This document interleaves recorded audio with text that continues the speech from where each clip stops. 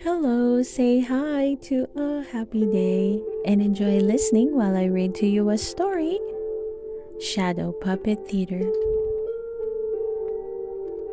One morning, as Mulan finished her chores, the Emperor's advisor arrived at her family home. Fa Mulan, I bring an official invitation from the Imperial City, said Shifu, presenting a scroll with the Emperor's seal. I am humbled and excited to receive news from the palace, said Mulan. Shifu read the scroll aloud. His Excellency, the Emperor summons you to the Imperial Palace to witness, in his presence, a shadow play performance. Mulan beamed at the idea of an Imperial City adventure. Fa Li took her daughter's hands in her own. I know you will bring honor to our family by being post and punctual at the palace, she said, pressing her favorite magnolia cone into Mulan's palm. Mulan will bring honor to us by being true to herself, said Fasu. He knew his free-spirited daughter flourished when he embraced what made for unique. Grandmother Fa attached Cricky's small cage to Mulan's sash. Can't have you going to the palace without a cricket for good luck, she said, laughing. Thank you, grandmother, said Mulan. Then she mounted her horse and set out on her journey. When Mulan arrived at the Imperial Palace, she gasped with delight at the sight. It's even more breathtaking than I remember, said Mulan. Don't stand there and gape all afternoon. We are on a tight schedule. It would do you well to be prompt for tonight's performance, Shifu said, frowning. Shifu led Mulan through the maze of palace hallways before settling on a door. You may prepare for the evening's festivities here in the common room, said Shifu. And please, Mulan, do not disrespect the Emperor with your tendency for tardiness and turmoil. Tardiness? Turmoil?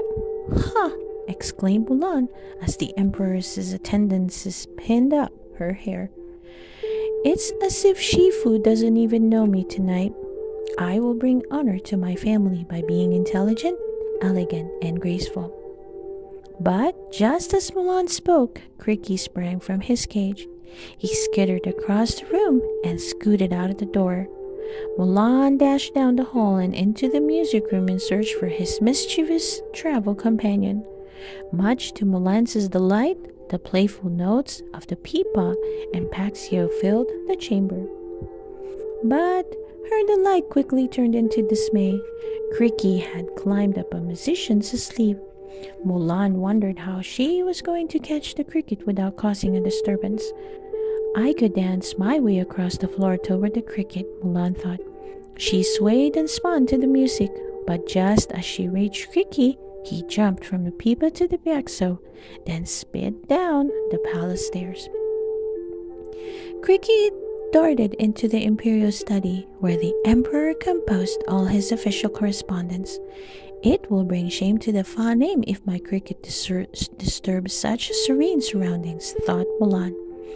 She longed for Cricky as he hopped across the writing table, leaving overturned brushes and unpended inkstones in his wake.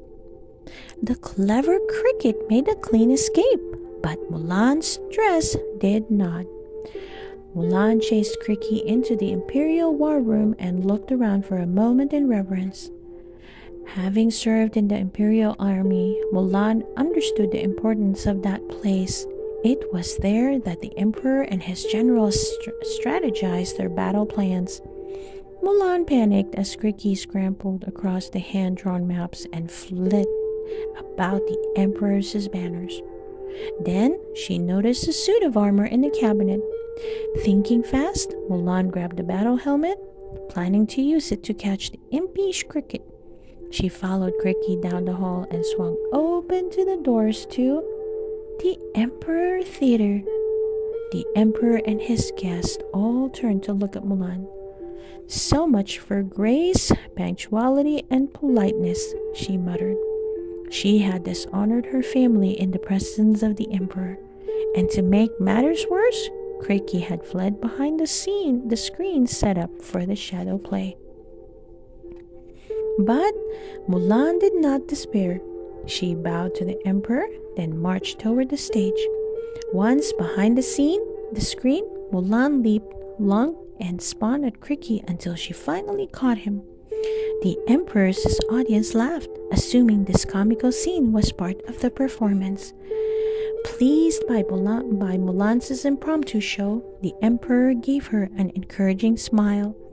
The night star is most radiant when it is the truest to itself, he mused. Mulan considered the emperor's wise words. Her adventures with Cricky had brought pride, not shame, to the far home. As night fell on the palace, Mulan took a seat among the other guests and watched the real shadow play in awe. The end. I hope you enjoyed listening to the story, Shadow Puppet Theater. Please don't forget to hit that like button and subscribe to listen to more of our favorite book stories. See you soon!